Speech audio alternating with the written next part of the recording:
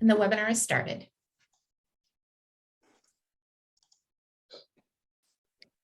Bienvenidos a todos en este primer webinar de la región latinoamericana de la Sociedad de Farmacoepidemiología. Este es el primer webinar de una serie que estamos preparando durante 2022. Y para dar inicio a esta serie de webinars tenemos como invitado al presidente de la Sociedad Internacional de Farmacoepidemiología, que nos va a dar unas palabras de bienvenida y de aliento para seguir con este esfuerzo de los webinars latinoamericanos. Vincent, te doy la palabra. Bienvenido a este webinar y gracias por su trabajo con la Sociedad Internacional de Farmacología. Welcome to this webinar. Thank you for all of your work with ISPE. In my role as ISPE president, I just wanted to congratulate Yared, Yessi, Ariel for their leadership in this Latin American Regional Interest Group.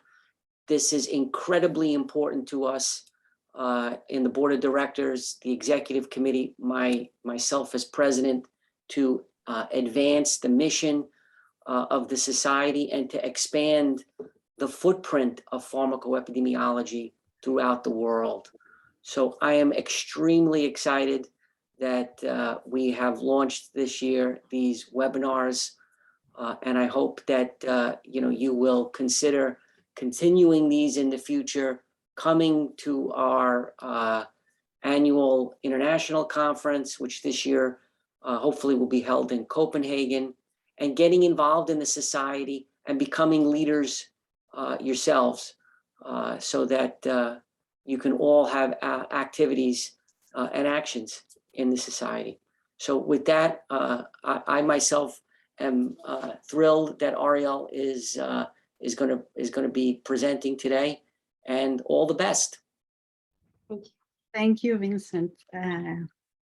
Y volviendo al español, muchas gracias por asistir y por venir a este webinar.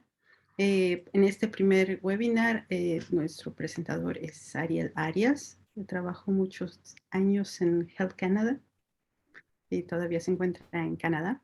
Y es profesor asociado en Montreal. Y pues nos va a hablar sobre las regulaciones en Latinoamérica. Y si Ariel, puedes empezar tu presentación. Y si tienen preguntas, por favor usen la caja de preguntas y respuestas y podremos verlas al final de la presentación de Ariel. Muchas gracias. Bueno, muy buenos días o tardes a los que estén al otro lado del planeta oyéndome. Muchas gracias por su introducción. Gracias especiales para Vincent y su invitación a nosotros, a los miembros, a los participantes de la región de las Américas, a vincularse a la Sociedad Internacional de Farmacoepidemiología. Trataré de transmitir el mensaje que me llevo durante muchos años de trabajo con la sociedad y con en los aspectos regulatorios en general en la región. Y bueno, empecemos. Voy a simplemente buscar mi presentación. Sí, ahora no la veo. Espérense a ver. Bueno, mientras podemos aprovechar el tiempo para decir que este esfuerzo de los webinars en español se hace para unir la red de colegas latinoamericanos que se dedican a la farmacoepidemiología y normalmente estamos un poco desconectados. Entonces, este primer webinar y la serie de webinars es para dar a conocer el trabajo que se hace en la Sociedad Internacional de Farmacoepidemiología, es particularmente en Latinoamérica, en la región de Latinoamérica. Y los invitamos a que se unan a la sociedad al grupo de interés de Latinoamérica, donde tratamos de crear redes para colaborar en trabajos de farmacoepidemiología y utilización de medicamentos en la región de Latinoamérica. Y ya está lista la presentación, así que te dejo, Ariel. Gracias. No logro deshacerme de esto, pero bueno, no importa. Espero que todos estén viendo mis diapositivas. Sí. El tema de hoy es vamos a hablar sobre los retos, las enseñanzas y las lecciones de las actividades de fortalecimiento regulatorio de los sistemas regulatorios en las Américas y lo que yo creo que es una posibilidad para la farmacoepidemiología. Tengo que empezar con haciendo mis declaraciones. Todo lo que voy a decir hoy es realmente mi opinión y no es la opinión de nadie, de ninguna de las entidades, organizaciones con las que yo estaba vinculado. Y peor aún, digo yo, lo que van a oír es indudablemente va a tener mis sesgos y aprovecho tal vez esta la oportunidad para disculparme por mi español. Entenderán que después de haber pasado ya más de la mitad de mi vida por fuera de un país de habla hispana, pues mi español ya ha sufrido algunas pérdidas. Sigamos, entonces, ¿por qué estoy hablando yo de esto? ¿Por qué estamos hablando reunidos hoy de esto? Simplemente pensé que era una buena oportunidad utilizar este reporte de fortalecimiento de la actividad regulatoria en las Américas que fue publicado recientemente por la OPS, por PAHO, para hacer lo que yo llamo una mirada al futuro y el papel, el rol que puede tener la farmacoepidemiología justamente en esa actividad de fortalecimiento. Para empezar, decidí que era importante hablar de algo de historia y en particular hablar algo de la historia de PAHO. Hoy estamos hablando de esto no porque pasó de un momento a otro, no, sino porque hay toda una actividad de base atrás. Todo comenzó con una reunión, el deseo de fortalecimiento y de armonización regulatoria en la región de las Américas, en la región panamericana, en algo que se llama la red PARF. Y hubo una primera reunión de aquellos que estaban interesados en México, en Oaxaca, en 2006, hace ya 15 años. 15 años, hace ya 16, digamos. En la primera reunión los interesados eran representantes de las autoridades de Argentina, de Brasil, Chile, Cuba y México. La idea era simplemente tratar de desarrollar algún mecanismo justamente de fortalecimiento para la región y para ellos mismos y desarrollar mecanismos de colaboración. La idea empezó a cuajar, como decimos, y en el 2007 ya hubo 2 países más que se añadieron, Colombia y Venezuela. Y el trabajo empezó seriamente con la idea de desarrollar, la primera fue desarrollar algún mecanismo de evaluación, una herramienta de evaluación de justamente la actividad, la actividad regulatoria, en desarrollar un proceso de calificación y de hacer que aquellos que participaran pues siguieran los derroteros y los puntos de vista de la Organización Mundial y de PAHO en particular para el esquema. Esta fue la idea original.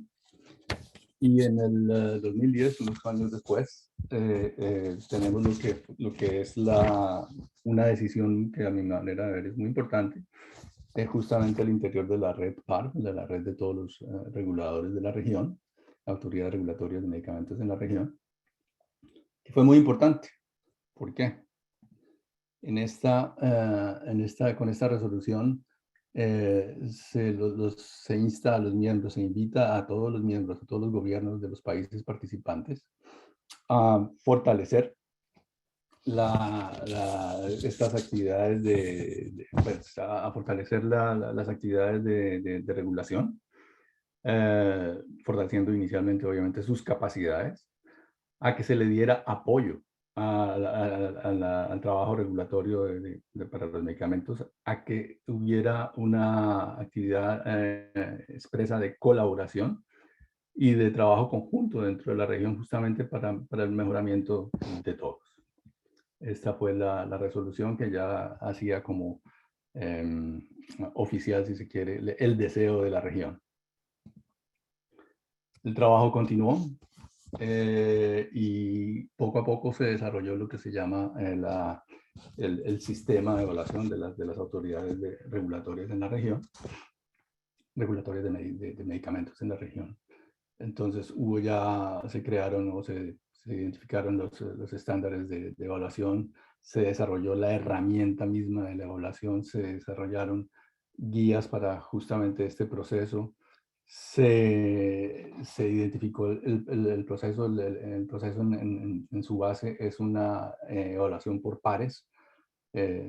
Expertos de otros países van a venir a evaluar el trabajo que la autoridad está haciendo y también se crearon procedimientos para justamente los resultados, lo que diga, cómo se iban a manejar los resultados. El proceso en sí está basado en verificación, en una verificación de indicadores. Ya les habíamos dicho que se habían identificado los estándares y dentro de estos estándares, con la herramienta que también se había desarrollado, se han identificado varios indicadores de lo que debía ser una autoridad regulatoria de medicamentos. Dentro de estos había una serie de indicadores que se consideraban críticos. Y lo otro es que también se establecía un nivel, o sea, quien se evaluaba con la herramienta era clasificado de acuerdo a un nivel de competencia y en ese nivel, el nivel más alto era el nivel 4. Si se llegaba, según el proceso, una autoridad que estaba en nivel 4 se consideraba que era una autoridad competente y eficiente en sus funciones en sus funciones de regulación, de actividad regulatoria, que podía garantizar la eficacia, la seguridad y la calidad de las medicinas. La herramienta como tal estaba dividida en módulos. Se crearon lo que se llaman 9 módulos para la evaluación. Un módulo era el sistema regulatorio nacional, pues. El otro tenía que ver con los procesos de autorización de mercadeo para lo que en la región se llama el registro sanitario para los medicamentos.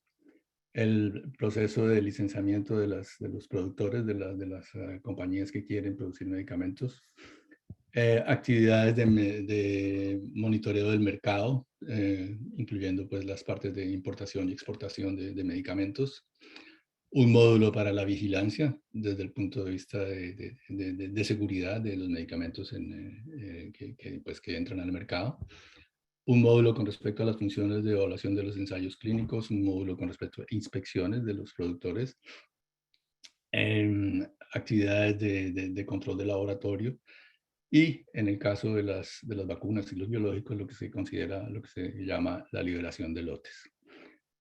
Estos eran los diferentes módulos, que en cada uno de los módulos había obviamente una serie de indicadores que se iban a verificar.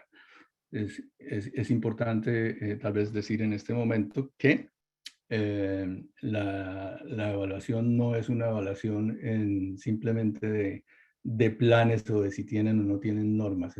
Era realmente una evaluación de la función, de si se hace o no se hace, y si dice que lo hago, si una autoridad dice que ella está haciendo eso, demuéstreme pues que lo está haciendo con ejemplos. Es esa la idea de base era eso. No es simplemente hablar que yo lo hago, es demostrar que yo lo hago con ejemplos.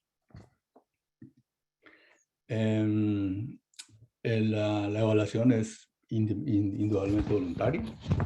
El país que quiera lo hace a motu propio. Y dentro del proceso de evaluación, pues inicialmente la autoridad misma puede utilizar esos mismos indicadores para hacerse una autoevaluación, o podía pedirle a la OPS una preevaluación, si era el caso. No, si consideraban no estaban seguros de estar listos para una evaluación, podían pedir una preevaluación, y todo era de manera voluntaria. Obviamente, bueno, hasta la fecha, en la región, con esta manera de trabajar, ha habido por lo menos 8 autoridades de la región que han llegado al nivel 4, siendo la autoridad de Chile y la FDA los más recientes. Importante también, en el proceso se considera un proceso de reevaluación periódica. Yo no puedo decir llegué y ya, no. El proceso es un proceso continuo de mejoramiento. Es la idea de base. Estos son las autoridades que han adquirido este nivel 4, como verán. Tenemos, no sé si, bueno, lo ven, pero está la autoridad de México, la autoridad de Brasil, Anvisa, COFEPRIS en México, INVIMA, la autoridad colombiana, SECMED en Cuba, el Instituto de Salud Pública en Chile, ANMAT en Argentina, y en un momento dado la región sintió la necesidad, invitó a 2 agencias que tenían una situación de mucho más fuerte, si queremos, desde el punto de vista regulatorio en el mundo, que son la FDA y Health Canada en Canadá. Y ellos aceptaron, y la condición de participación era que obviamente tanto la FDA como Health Canada se sometieran a evaluación, y así lo hicieron. Y desde hace un tiempo ya esto conformó lo que hoy se llama el Grupo de Autoridades Nacionales de Referencia en la región de las Américas, en la región de la OPS. Si hacemos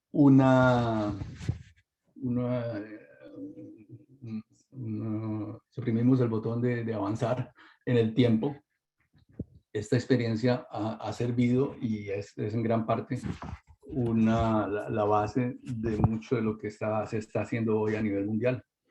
La Organización Mundial de la Salud, ya no OPS como tal, sino la OMS, ha tomado pues muchos de las experiencias de la región, y hoy estamos hablando de lo que se llama el Global Benchmarking Tool, el GBT, en el mundo. Esto es una actividad que ya se quiere hacer global. Y cuando vemos lo que está pasando a nivel ya mundial, podemos reconocer que lo que se está haciendo ya a nivel mundial, pues es sin lugar a duda algo muy similar a lo que tenía la región de las Américas. Vemos más o menos los mismos capítulos, no voy a entrar en detalle, pero la importancia de todo esto es que el ejercicio en el fondo es un ejercicio de fortalecimiento, de identificar los puntos o los sitios en los que de pronto hay deficiencias a nivel de la autoridad, y identificar sitios en donde hay que necesitan fortalecimiento o que necesitan un cambio definitivamente, y hacer que esto entre dentro de lo que se llama el plan de desarrollo institucional, justamente para poder identificar a dónde deben irse los recursos para poder mejorar esta parte del sistema regulatorio. Obviamente también la idea es utilizar estas evaluaciones como un punto de partida, una base para pues evaluaciones posteriores para hacer el monitoreo justamente del progreso de esta actividad regulatoria dentro de las autoridades reglamentarias de medicamentos.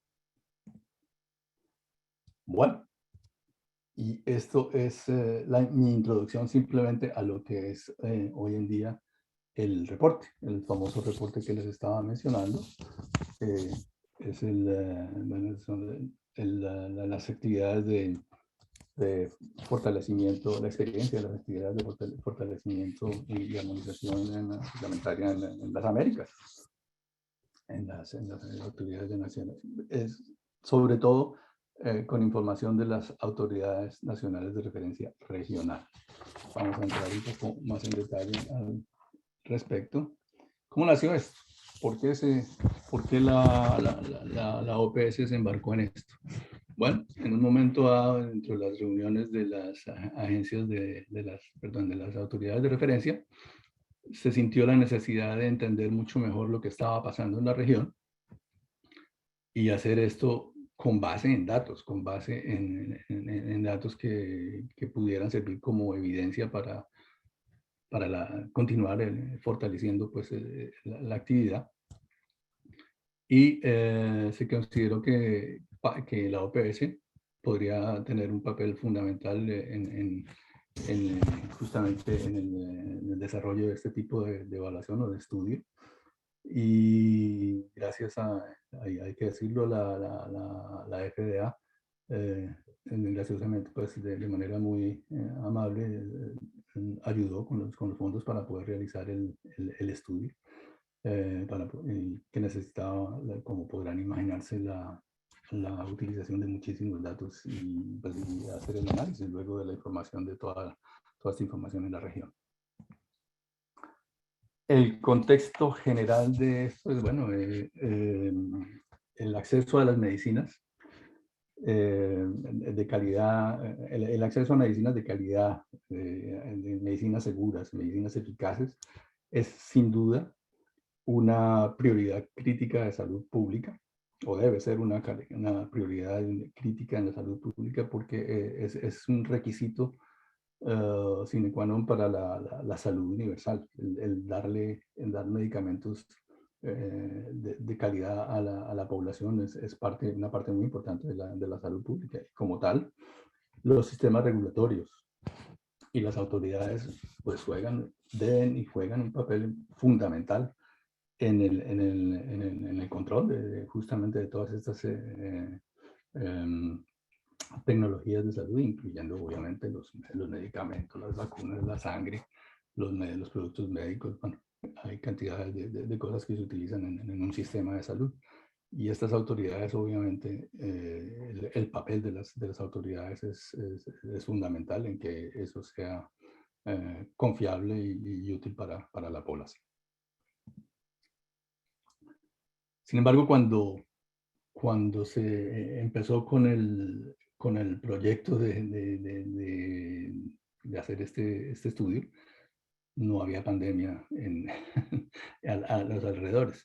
Entonces, la pandemia simplemente fue un contexto muy particular en el que el trabajo se tuvo que realizar, pero que hizo muy evidente el papel fundamental de justamente estas organizaciones que deben ser independientes y que deben tener sus acciones basadas en ciencia y deben ser suficientemente críticas y ágiles para responder a lo que estaba pasando. Lo que estaba pasando era una nueva enfermedad con nuevos tratamientos, con necesidad de ensayos clínicos, con el desarrollo de productos que nunca se habían utilizado en muy corto tiempo, con nuevas tecnologías. Todo esto hizo claro que el papel de la autoridad regulatoria era fundamental y tenía que ser uno de los pilares importantes justamente del manejo de la salud pública en ese momento y la seguridad del país. El mandato, si vamos a decir, las obligaciones de la autoridad regulatoria son obviamente hacer la fiscalización, una actividad de fiscalización reglamentaria en ensayos clínicos para la autorización de los productos que se van a utilizar y que entran al mercado. La actividad de monitoreo de la situación de mercado de medicamentos en el país, el monitoreo de la parte de seguridad de los medicamentos, el hacer las inspecciones, ya hemos hablado rápidamente de los productores, y muy importante en este momento, el comunicar de manera efectiva con todos los participantes en el sistema. Esas son actividades normales, usuales de la autoridad reglamentaria del país. Los objetivos específicos del reporte fueron, obviamente, mejorar el conocimiento de la situación de la región, sensibilizar con respecto a la importancia del trabajo regulatorio y de los retos, de las dificultades a nivel de la región. Otro objetivo era identificar oportunidades de mercadeo y bueno, y de hacerlos partícipes hacer partícipes estos de la utilización de medicamentos, obviamente, en la región, y tratar de identificar dónde hay oportunidades para un mejoramiento nuevamente del sistema regulatorio para que se mejore, para que vayamos pudiendo asegurar de manera cada vez mejor la calidad de los productos que se consumen en el sistema de salud. El análisis se focalizó obviamente en las autoridades de referencia.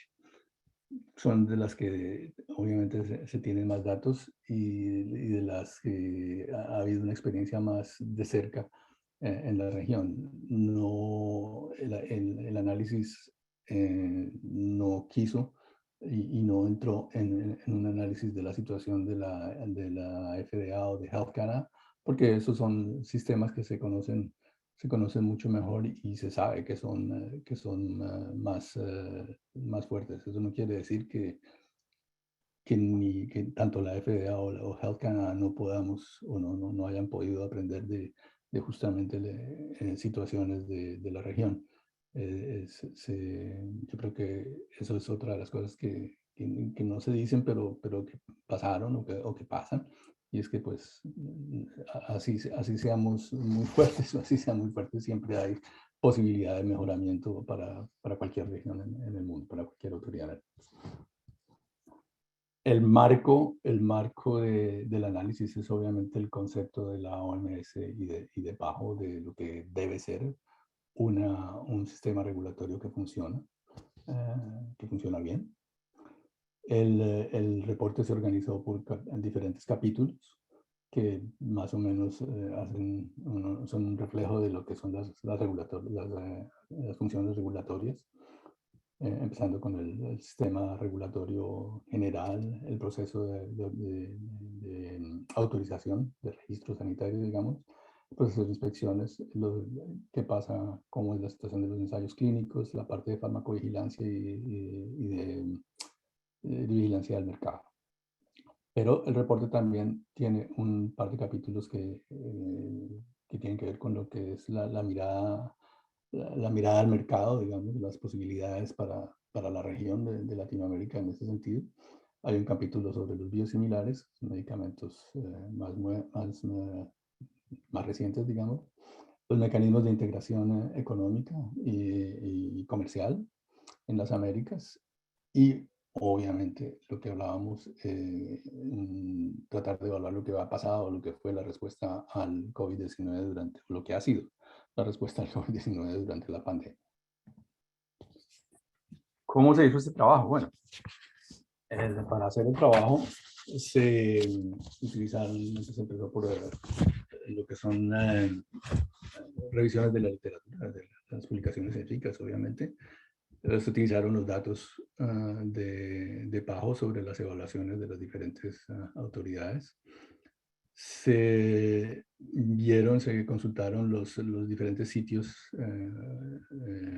websites de las autoridades en la región.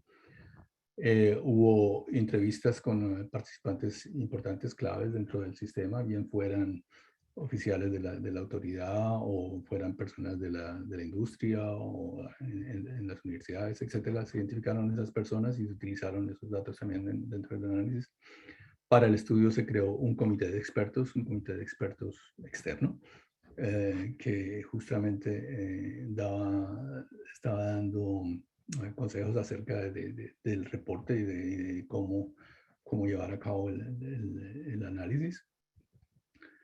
PAHO OPS funcionó como la secretaría, y hubo todo un grupo de personas que estuvo realmente en la colección y en el análisis de los datos, que incluía gente de OPS, pero que también incluía personas que no eran parte de OPS. Y en este sentido yo tengo que decirlo que yo participé en el análisis y en la preparación de este reporte. Para empezar, acerca de lo que fue el resultado ya, tenemos que decir que hay limitaciones importantes con respecto a los datos. La información con frecuencia era confidencial, la información era fragmentada a través de los diferentes sitios y los diferentes actores gubernamentales en cada país. En algunas ocasiones la información era de muy difícil acceso, en particular si no se había digitalizado. Y la otra parte importante es que las autoridades capturan información y la mantienen de una manera muy diferente. Obviamente, en el concepto de farmacoepidemiología y el dato, pues esto es una limitación muy importante, y uno de los resultados o de las conclusiones importantes del reporte es pues, que debemos tratar de ver que haya una armonización con respecto a esos datos a nivel de la región y de pronto a nivel mundial, para que pues, en el futuro este tipo de ejercicios de comparaciones y de análisis pues, sean más fáciles de un lado y sean más útiles de otro. Pero cuando el problema es muy grande, obviamente en los reportes se identifican y se habla al respecto. Empezando. Con respecto al sistema regulatorio. Dentro de la región hay algunos países, 3%, que tienen un sistema regulatorio exhaustivo en donde el papel de la autoridad es claramente delineado. Hay un 37% de países, de los 35 países que conforman la región, que tienen esto simplemente de una manera básica, digamos, dentro del sistema, dentro del contexto regulatorio, del marco regulatorio. Hay un 20% de los países que tienen apenas si lo nombran, pues es muy limitada esta parte. Y hay un 20% de países que ni siquiera tienen un marco reglamentario claramente establecido.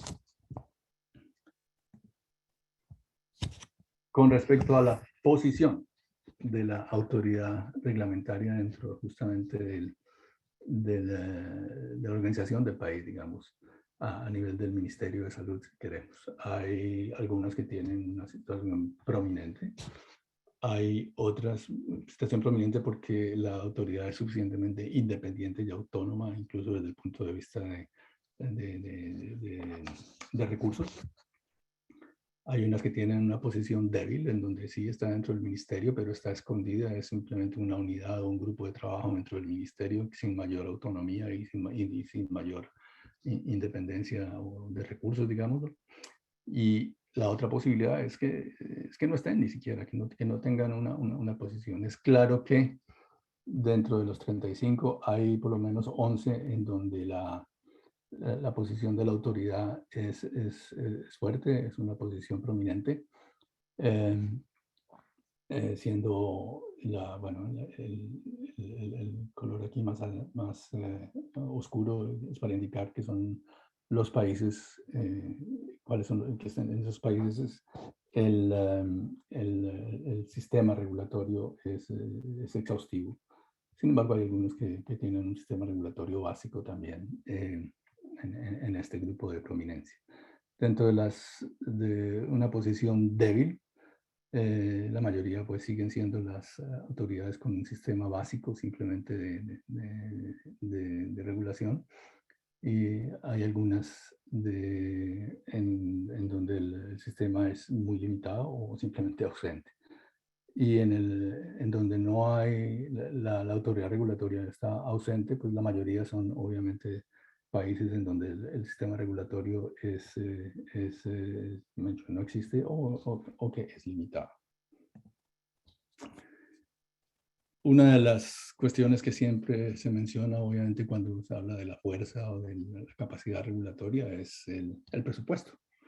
Es algo muy difícil de evaluar, y eso es una de las cosas que más trabajo nos costó, pues, de tratar de hacer algo, sacar conclusiones fuertes con respecto al presupuesto de la autoridad.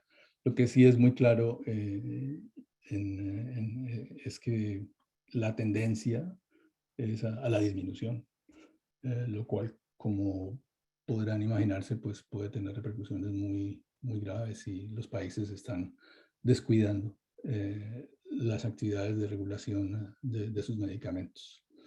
Como les decía, si acaso en el tiempo se ha mantenido estable, pero yo creo que la tendencia es más bien hacia la baja con respecto al presupuesto. El personal que trabaja en las autoridades y que está a cargo de la actividad de fiscalización regulatoria. El trabajo de fiscalización regulatoria tiene que entenderse o debe entenderse como un trabajo complejo. Es un trabajo complejo y en el cual no es fácil. No es fácil encontrar el personal idóneo, y muchas veces, a pesar de que, de que haya los títulos, digamos, necesarios, pues hay necesariamente un tiempo de formación en el que la persona tiene que aprender y entender cuál es su papel dentro del sistema regulatorio. Lo que sí es claro es que dentro de las regiones es complicado realmente hacer una comparación. Se entiende que hay necesidad de personal administrativo, pero cuando el personal administrativo es mucho más que el personal científico, la calidad del trabajo, pues obviamente del trabajo regulatorio puede comprometerse y debe cuestionarse. Y cuando no hay incentivos suficientes, cuando no se mantiene, cuando no se insiste en guardar este personal tan valioso, digámoslo, pues la predictibilidad y la consistencia del trabajo del regulador también sufre. Dentro de las buenas prácticas de trabajo regulatorio, la Organización Mundial y la OPS en particular están fomentando lo que se llaman las prácticas de reliance. Reliance, desgraciadamente, no es un término que es de muy fácil traducción, pero que tiene que ver con la confianza y la fiabilidad de decisiones que han tomado otras agencias o otras autoridades en el mundo. Sin embargo, cuando una autoridad decide confiar en la decisión que fue tomada por alguno de sus pares en alguna parte del mundo, pues siguen siendo legalmente responsables dentro de su propio sistema con las decisiones que ellos tomen. Y es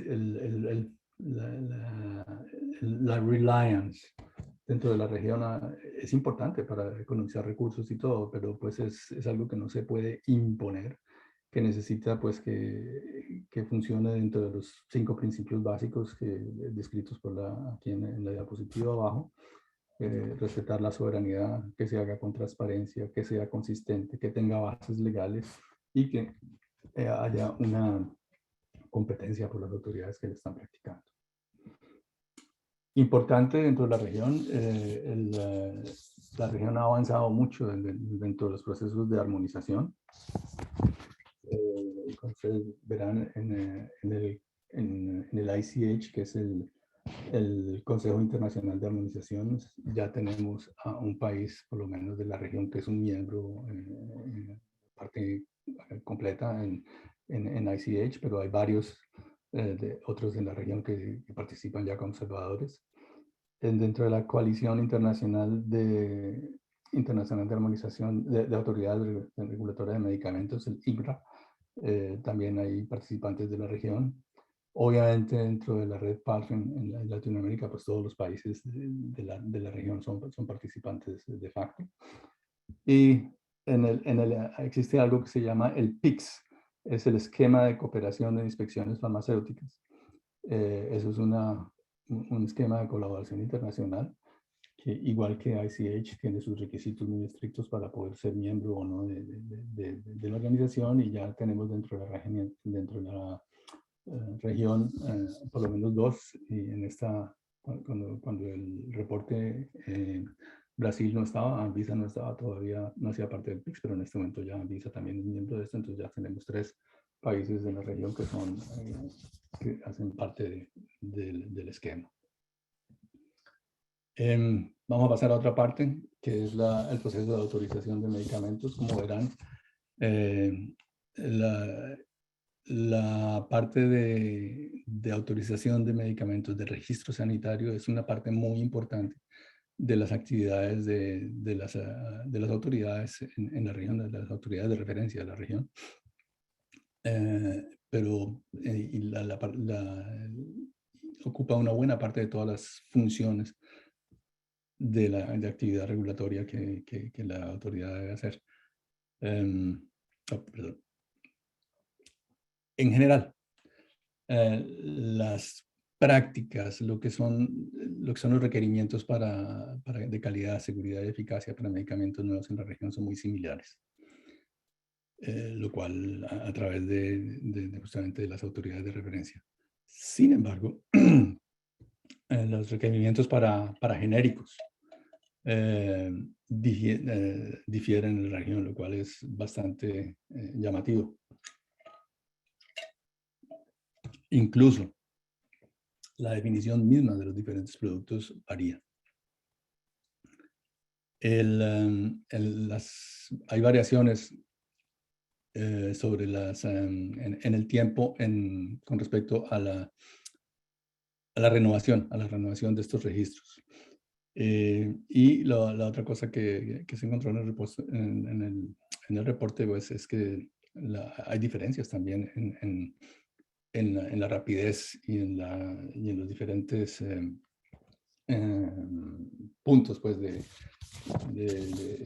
los timelines, en los, ya me perdí con las metas de ejecución, digamos, de esta actividad de autorización de medicamentos. Sin embargo, se entiende que lo que es la autorización para mercadeo tiene mucha presión, en particular por parte de la industria, que obviamente necesitan que sus productos que estén en el mercado.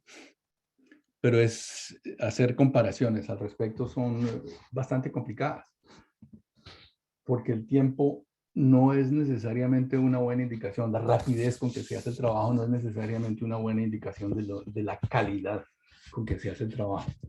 Se entiende pues, que haya necesidad de que el trabajo se haga de una manera eficiente, pero también debe entenderse que no solamente es la rapidez, sino la calidad del trabajo.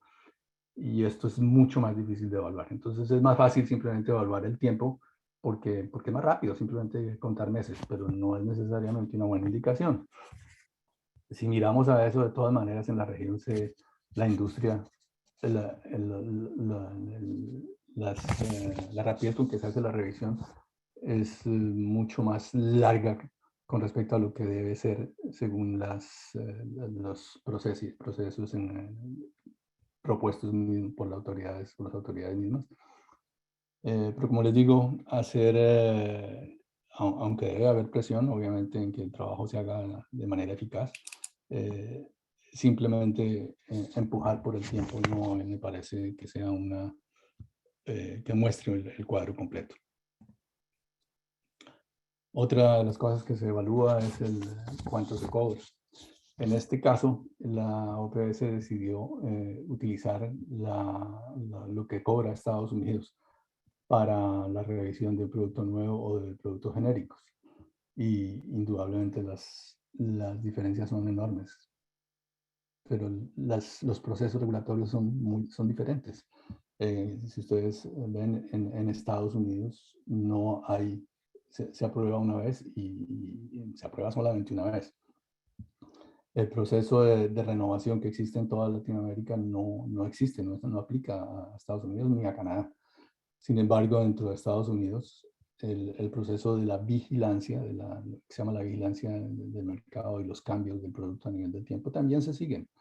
No con el objeto de hacer una renovación del registro, sino simplemente como algo que es parte del proceso de aprobación. De modo que hacer comparaciones a este nivel también es bastante complicado y bueno, si quieren tener más discusiones al respecto, les invito pues a que lean el reporte en detalle para que vean las complicaciones pues, de este tipo de análisis. Pasamos a otra parte que es las prácticas de manufactura, y en esto simplemente mostrando los diferentes partes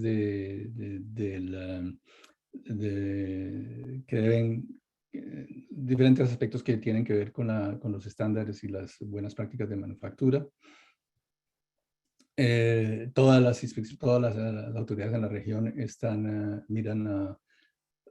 utilizan el marco de la OMS para buenas prácticas de manufactura. Tienen requerimientos para las GMP, que se llaman, las buenas prácticas. Tienen procedimientos estándares de evaluación y tienen sistemas para manejar las personas que no, o las organizaciones que no están siguiendo con sus buenas prácticas. Sin embargo, estas inspecciones varían mucho a nivel de la región y varían con respecto a lo que es el producto, el ingrediente activo o el producto finalizado. Las inspecciones ya en el mercado, cuando un producto entra al mercado, también varían, pues todos utilizan un criterio de manejo, basado en riesgos, en el cual pues hay diferentes detonantes, si quiere, de la inspección, y pues obviamente en ese sentido las cosas cambian y pueden hacerse de manera diferente en cada país. La fuerza, la cantidad de inspectores que cada país tiene varían mucho y es muy difícil establecer si son adecuadas o no son adecuadas. En mucho depende si queremos sobre la cantidad de laboratorios que producen medicamentos en una región. Pero nuevamente, las actividades de inspección no solamente son de manufactura, también hay inspecciones de farmacovigilancia, inspecciones con respecto a ensayos clínicos. Entonces las cosas son como difíciles de hablar, pero lo único es que sí, bueno, se están haciendo y cada país está tratando de hacer más, de compartir más sus datos, pero esos datos incluso necesitan un mejoramiento para que se puedan utilizar más ampliamente a través de la región. Pasamos a otra actividad que es la actividad de farmacovigilancia. Esto es simplemente para decir que en Latinoamérica, en la región y pues en el mundo también, hay cada vez más y más países que adhieren y que están enviando su información sobre efectos indeseables, notificaciones de efectos indeseables a la red internacional de monitoreo de medicamentos de la Uppsala Monitoring Center, y que una parte importante bueno, una parte ya relativamente importante de estos están viniendo de países de bajos recursos, ¿no? Tenemos en este momento ya más de 27, de 26 millones de reportes individuales en la base de datos BGBase, y más o menos el 16% de estos 15% vienen de estos países. Con respecto a esto, bueno, los países de la región están colaborando con su información, están enviando reportes. Sin embargo, ustedes ven que los reportes, digamos, no serios y los serios varían, y para mí es complicado decir si realmente esto refiere a que la función de farmacovigilancia de la autoridad esté bien. Seguramente está funcionando bien porque lo están haciendo, pero también es de pronto un reflejo de la madurez del sistema de farmacovigilancia del país, en el cual obviamente los profesionales de salud del público pues forman también parte, y las compañías de fabricantes también participan.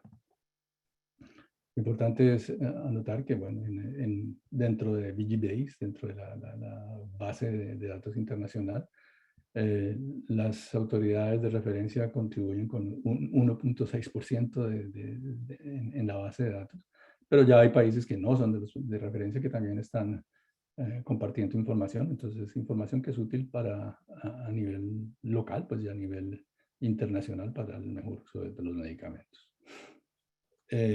Las autoridades en general están actuando con base en la información que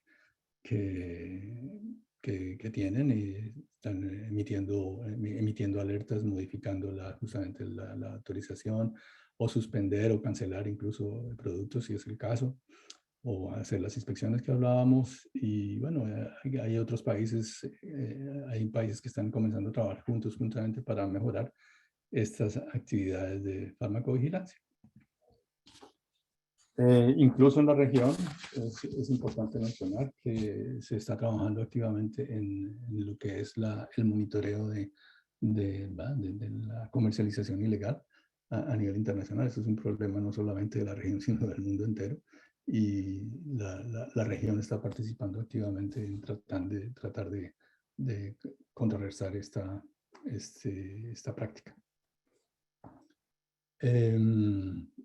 Los países también de la región están trabajando juntos bueno, a tratar de mejorar esto dentro de la red PARF, como lo veníamos mencionando. Y algunos, en particular, esta es una de las actividades dentro de la red PARF en la que países de las autoridades de referencia y de no referencia están trabajando juntas para mejorar sus prácticas. Con respecto a los ensayos clínicos, vamos a decir que, bueno, hay diferencia entre los países de las actividades de referencia, de las autoridades de referencia, y los participantes simplemente con respecto a la población del país. Es complicado hacer pues, se ve que hay diferencias, pero esta es una situación buena o mala. Eso es más complicado decirlo. Lo que sí es importante resaltar es que, pues, los países estén captando esta información. En los países de las autoridades de referencia están guardando la información y la hacen pública, pero incluso dentro de estas autoridades de referencia, el intercambio de información pues es cuestionable. No sabemos realmente qué tan útil está siendo este intercambio de información a nivel ya de la conducción de los ensayos. Lo que sí se ve es que hay una parte muy importante de los países en la región que no tienen claras provisiones regulatorias o provisiones en la ley para justamente la conducción de estos ensayos clínicos. Y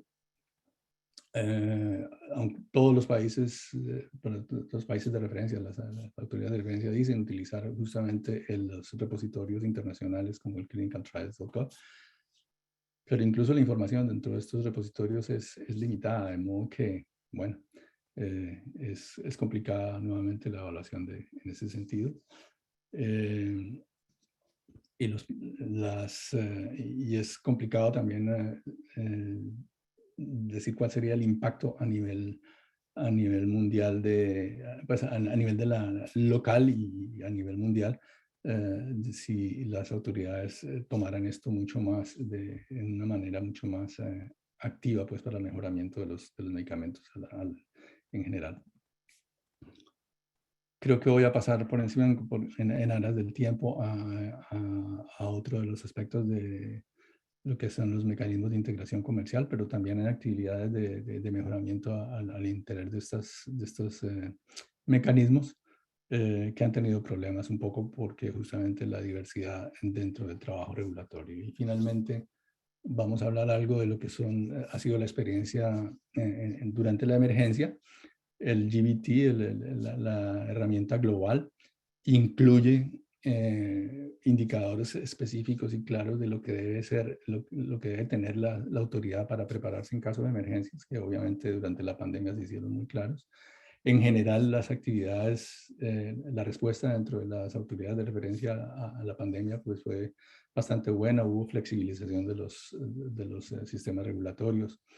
Hubo aumento de la vigilancia, hubo actividades de control de mercadeo también para facilitar, para que no hubiera desabastecimientos. O sea, hubo muchas cosas que se hicieron y creemos pues que eso ha sido una de las cosas buenas dentro del fortalecimiento regulatorio de la ciudad. Bueno, hablamos ahora un poquito de ISPE. ISPE, la sociedad, es una sociedad en donde la farmacoepidemiología la discuten representantes de varios sectores de la industria, del gobierno, de las universidades, organizaciones no privadas. Hay representantes del campo de la epidemiología, bioestadística, de medicina, de enfermería, farmacología. Bueno, hay muchas representaciones y en la sociedad misma también hay muchos países en el mundo que están trabajando y que se conforman como grupos de interés regional como como LARE, que es el grupo de interés regional en América Latina. La farmacobiología es una conjunción de la farmacología y la utilización de metodologías epidemiológicas justamente para el análisis de población, de la farmacología a nivel de poblaciones y sobre todo acerca de los riesgo-beneficio, que es lo que vemos aquí, en donde el propósito pues es más hacer estudios de la efectividad y el costo de los medicamentos para la población y mejorar el sistema de salud. Algo muy importante para mí dentro de las contribuciones de ISPI es como esta heurística del proceso de beneficio y riesgo a través del ciclo de vida del medicamento debe hacer y cuál es el papel de los farmacoepidemiólogos en el sistema. Les dejo para su interés, hay muchos grupos de interés científico ya dentro de ISPI que tienen que ver con aspectos básicos e importantes de la actividad regulatoria de los medicamentos en la región. Muy importante, en este momento hay un SIG sobre la equidad de la salud, que me parece muy llamativo en estos momentos de pandemia en donde se empieza a hablar de las minorías y de la discriminación con respecto justamente al sistema de salud. Un llamado de atención a cómo las autoridades más fuertes han empezado a utilizar justamente la farmacoepidemiología y la farmacovigilancia como soporte de sus actividades regulatorias en el ENCEP en Europa, el Centinela el sistema Centinela en Estados Unidos y la red de efectividad y de seguridad de medicamentos en Canadá.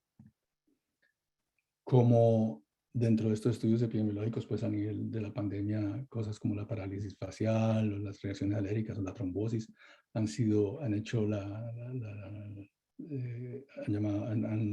atención a nivel de los medios. Como incluso el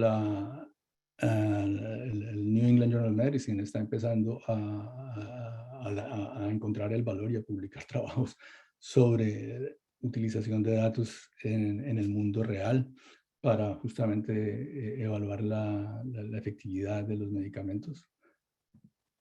Incluso el ICH, el Consejo Internacional, empieza a reevaluar y ya en su guía más reciente de los estudios clínicos ya empieza a hablar de no solamente los ensayos clínicos, sino de los estudios clínicos en general, que pueden ser antes o después del mercadeo.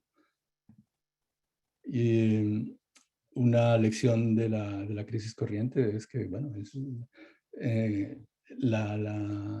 la confianza es algo que se construye. Y en ese sentido, pues, cuando llega una crisis, lo que se necesita es que nadie tiene que creerme simplemente porque yo lo digo, sino porque haya confianza, y esa confianza viene con el tiempo, la confianza en el proceso científico, en el sistema político, en el sistema de salud pública, en el doctor o en la enfermera que los está atendiendo, y eso toma tiempo. Y que planear no es lo mismo que estar preparado, ¿eh? No solamente hay que planear, hay que prepararse, y eso también requiere tiempo.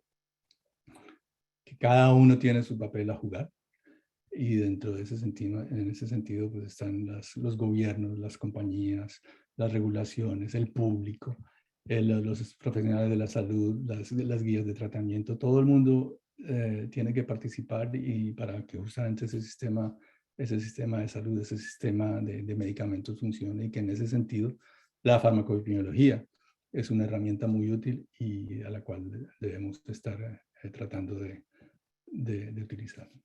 Y para finalizar, creo que justo me pasé por un poquito, pero para finalizar, invitarlos simplemente a que lean el reporte en su totalidad. Como les dije, lo que yo presenté es simplemente mi visión y mis aportes en particular del reporte, pero en el reporte hay muchísimo más, y los invito simplemente a que lo lean con cuidado. Y bueno, espero que les haya gustado mi visión al respecto, y el valor de la farmacoepidemiología para el mejoramiento en la región. Muchas gracias.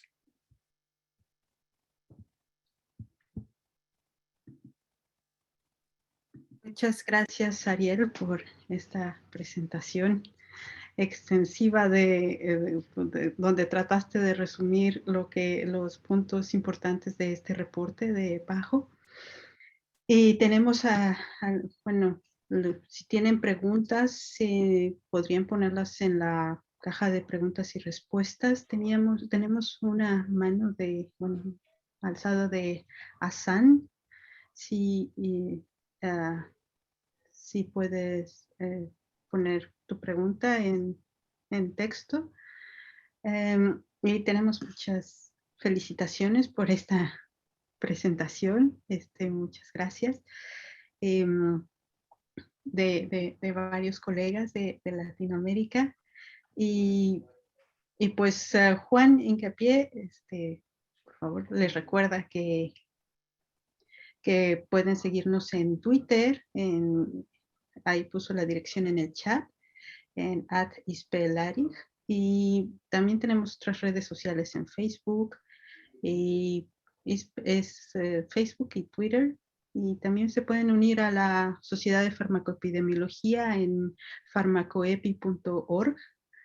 Hay una conferencia internacional que va a ser en Dinamarca, en Copenhague, en agosto, si todo funciona bien. Y la fecha límite para meter abstracts es a finales de febrero, así que todavía tienen tiempo para meter abstracts a esta conferencia, que esperemos que sea en vivo, pero si es en línea también es interesante tener participación de los colegas de Latinoamérica para tener representación de trabajos de esta región. Y estoy viendo si hay algunas preguntas. No hay preguntas aún. Muchas felicitaciones de varios colegas. Y por el tiempo, si tienen algunas preguntas, todavía tienen como 2 minutos de hacerlas. Yesenia acaba de poner en el chat el correo para contactarnos en la Red Latinoamericana de en la Sociedad Internacional de Farmacoepidemiología. Y bueno, en tenemos manos alzadas, pero no sé cómo hacerlo, bueno, no sé cómo darles el micrófono. Tenemos una pregunta. Si pueden poner, los que alzaron la mano, pueden poner su pregunta en preguntas y respuestas, estaría genial, porque creo que no podemos pasar el micrófono. Pilar y Hassan. Y tenemos una pregunta de Anaí. Dice, los sistemas regulatorios de medicamentos necesitan vincularse con otros sistemas a nivel nacional. Por ejemplo, la gestión de suministro y los sistemas sobre uso apropiado de medicamentos, diagonal calidad de prescripción. ¿Qué tanto es un reto esta vinculación en la región de Latinoamérica? Bueno, indudablemente la pregunta es muy buena porque efectivamente eso pasa así. Ahí mi diapositiva, si recuerdan mi diapositiva, una de mis diapositivas finales es que definitivamente la utilización de los medicamentos y el manejo de medicamentos es una actividad de muchos. El sistema regulatorio es parte, pero indudablemente hay otras cosas, como bien lo dices, la utilización del medicamento, de las guías de utilización del medicamento y todo eso hacen parte ya de la actividad profesional.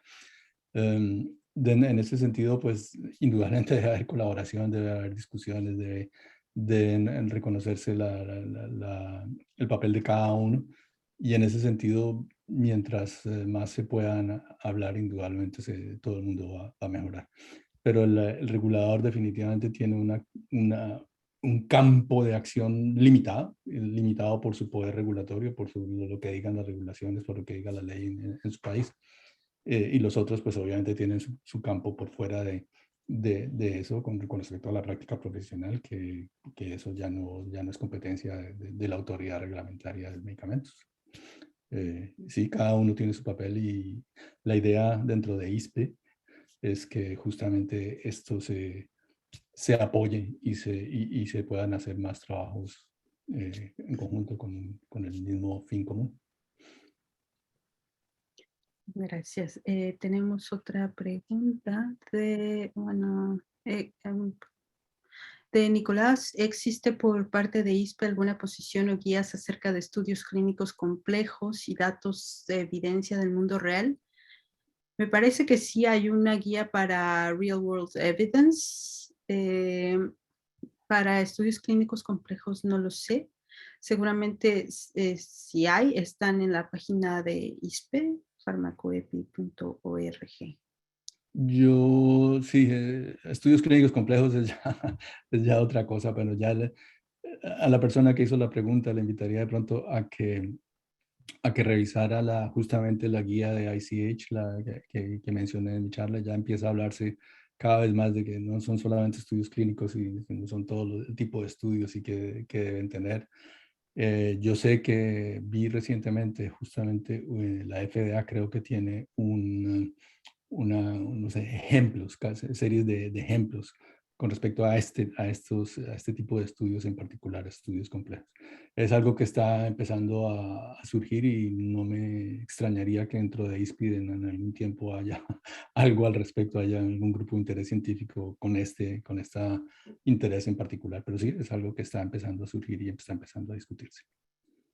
Sí, y Juan ha puesto en el chat una liga para ver las guías y protocolos de ISPE. También estaban pidiendo el link de la grabación. Va a estar disponible en la página de ISPE, en la sección de educación, esta grabación y también las diapositivas que Ariel presentó. Y un último comentario de José Peña. Dice, uno de los problemas para las ARNs es la inestabilidad de directivos y técnicos. Y yo creo que también tendría que ser algo que tenemos que tomar en cuenta. Y ojalá haya dentro de los auditores participantes del gobierno, porque esto es una cosa importante.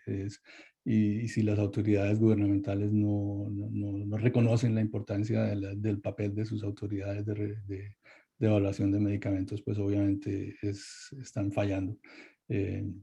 Creo que eso es algo que debe simplemente fomentarse y soportarse, pues, a apoyar de una manera efectiva. Totalmente de acuerdo. Sí, menciona José también, con tu experiencia, ¿algún consejo o buena práctica para evitar la fuga de talento humano? Uf, es, es complicado. Es complicado y desgraciadamente no tengo yo la receta mágica. De pronto yo ni siquiera soy un buen ejemplo porque dejé el país hace tanto tiempo. Lo único es que cuando lo dejé ni siquiera existía una autoridad regulatoria en mi país. Hoy en día ya existe y está empezando a tener cada vez pues, más apoyo. Pero pues es un trabajo, como lo decía, de años y bueno, los profesionales de la salud de todo nivel, no solamente de la salud, porque como vieron, esto es de periodistas, es economistas, es abogados, bueno, hay un montón de gente que interviene en el sistema, pues es importante que se queden y que trabajen con la autoridad. Y una última pregunta, porque ya nos estamos pasando del tiempo, de Ángela Acosta. ¿Existen evaluaciones sobre las autorizaciones de emergencia que están emitiendo nuestras ARNs? Autorizaciones de emergencia, eso es todavía mucho más nuevo. Espero que en un futuro se pueda hacer este tipo de análisis y espero que muchos de ustedes que están oyéndome hoy puedan participar. Es algo mucho más, es todo un reto y ya vieron el reto que es simplemente evaluar las actividades generales. Lo que es las autorizaciones en emergencia, pues va a ser todavía más reto.